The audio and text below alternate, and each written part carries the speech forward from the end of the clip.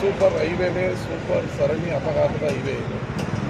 ಕಳಪೆ ಕಾಮಗಾರಿಯಿಂದ 10,000 ಕೋಟಿ ರೂಪಾಯಿ ಖರ್ಚು ಮಾಡಿ ಸರ್ಕಾರದ ದುಡ್ಡು ಅದು ನೀರಲ್ಲಿ ಹೋಮ ಆಗ್ತಾ ಇದೆ. ಮೊದಲೆಲ್ಲ 100ಕ್ಕಿಂತ ಹೆಚ್ಚು ಆಕ್ಸಿಡೆಂಟ್ಗಳಾಗ್ತಿತ್ತು. ಈ ಅಲೋಕ್ ಕುಮಾರ್ ಅವರು ಬಂದ ಮೇಲೆ ಸ್ವಲ್ಪ ಸ್ಪೀಡ್ ಬ್ರೇಕ್ ಮತ್ತು CC ಕ್ಯಾಮ್ರಾಗಳನ್ನು ಹಾಕಿ ರಸ್ತೆ ಸುರಕ್ಷತೆ ಕಡಿಮೆ ಆದಮೇಲೆ ಸ್ವಲ್ಪ ಸಾವು ನೋವು ಕಡಿಮೆ ಆಗಿತ್ತು.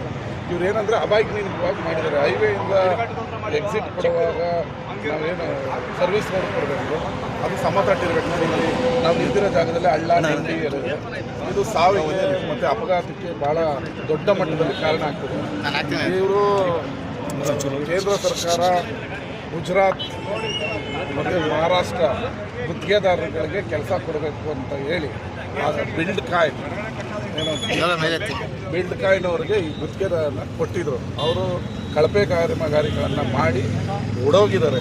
ಈಗ ಅನ್ಕೇರಿ ಹತ್ರ ಅಂಡರ್ ಪಾಸ್ ಮಾಡಬೇಕು, ಗುತ್ತಿಗೆದಾರರು ಓಡೋಗಿದ್ದಾರೆ ಅಂತಾರೆ. ನಮ್ಮ ಜನನೂ ಕೂಡ ಎಚ್ಚೆತ್ಕೋಬೇಕು. ಈ ರಸ್ತೆ ಅವರೇ ಓಡಾಡೋದು. ಅವ್ರಿಗೇನಾಗ್ತದೆ, ಕೇವಲ ರಾಜಕಾರಣಿಗಳದ್ದು ಕೆಲಸ ಅನ್ನೋ ಥರ ಜನ ಯಾವಾಗ ಎಚ್ಚೆತ್ಕೋತಾರೆ, ತಮ್ಮ ಮನೆ ಮುಂದೆ ನಡೆಯುವಂಥ ರಸ್ತೆ ಕಾಮಗಾರಿ ಗುಣಮಟ್ಟ ಇದೆಯಾ ಇಲ್ವಾ ಅನ್ನೋದನ್ನ ಯಾವಾಗ ಚೆಕ್ ಮಾಡಿದ್ರೆ ಹಾಗೆ ನಮ್ಮ ದೇಶ ಅಭಿವೃದ್ಧಿ ಆಗುತ್ತೆ. ಇದು ಟೋಟಲಿ ಹೇಳ್ಬೇಕಂದ್ರೆ ಉತ್ತರ ಭಾರತದಲ್ಲಿ ಬಿದ್ದೋಗ್ತಾ ಇದೆ BJP ಸರ್ಕಾರದಲ್ಲಿ.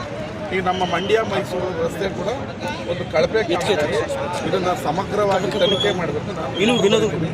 ಈ ರಸ್ತೆಯಿಂದ ಅಪಘಾತಗಳಾಗ್ತಾ ಇದೆ, ಈ ಥರ ಬಸ್ಗಳು ಬಿಡ್ತಾರೆ, ಅಮಾಯಕರುಗಳ ಸಾವು ನೋವುಗಳಾಗ್ತಾ ಇದೆ. ಆದರೂ ಕೂಡ ಸರ್ಕಾರ, ಕೇಂದ್ರ ಸರ್ಕಾರ ಕಣ್ಣು ಮುಚ್ಚಿ ಕೂತಿದೆ. ತೀವ್ರವಾಗಿ ಖಂಡಿಸ್ತಿದೆ. ಕಳಪೆ ನೋಡಿ, ಇವಾಗ ಇದು ಆಕ್ಸಿಡೆಂಟ್ ಆಗೋಕ್ಕೇನು ಹೈವೇಗೆ ಮತ್ತು ಸರ್ವಿಸ್ ರಸ್ತೆಗೆ ಹಳ್ಳ ಇದೆ. ಈ ಹಳ್ಳ ಇದ್ದಾಗ ಏನಾಗ್ತದೆ, ಒಂದು ಸಣ್ಣ ಗಾಡಿ ಸ್ಪೀಡಾಗಿ ಬಂದಾಗ ಹಳ್ಳದಲ್ಲಿ ಎದ್ದು ಮೇಲ್ಗಡೆ ಬಂದಾಗ ಬೀಳ್ತೀವಿ. ಇದು ಟೋಟಲಿ ಇದೊಂದು ಕಳಪೆ ಏನಂತ ನೋಡ್ತೀವಿ.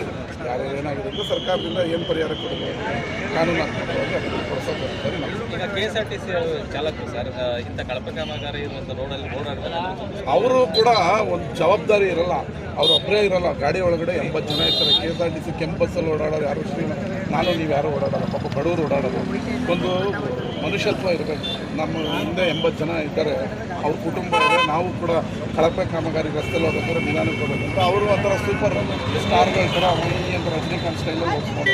ಏನು ಮಾಡೋದು, ಅವ್ರಿಗೆ ಅಂತ ಸೂಚನೆ ಅವರು ಅಷ್ಟೇ ಬಗ್ಗಿ ಓಡಿಸಿ ನಡೀರಿ ಅಂತ ದೊಡ್ಡವ್ರು ನಮಗೆ. ಹಂಗೆ ಸ್ವಲ್ಪ ತಾಳ್ಮೆಯಿಂದ ಗಾಡಿಗಳನ್ನ ಓಡಿಸಿ ಜೀವಗಳ ಹಾನಿಯಾಗೋದು ಯಾರು ಅದ್ರ ಮನೆ ಗಾಡಿ ಓಡಿಸ್ಬೇಕಾದ್ರೆ ಸ್ವಲ್ಪ ತಾಳ್ಮೆಯಿಂದ ಓಡಿಸಿ ಅಂತ ನಾನು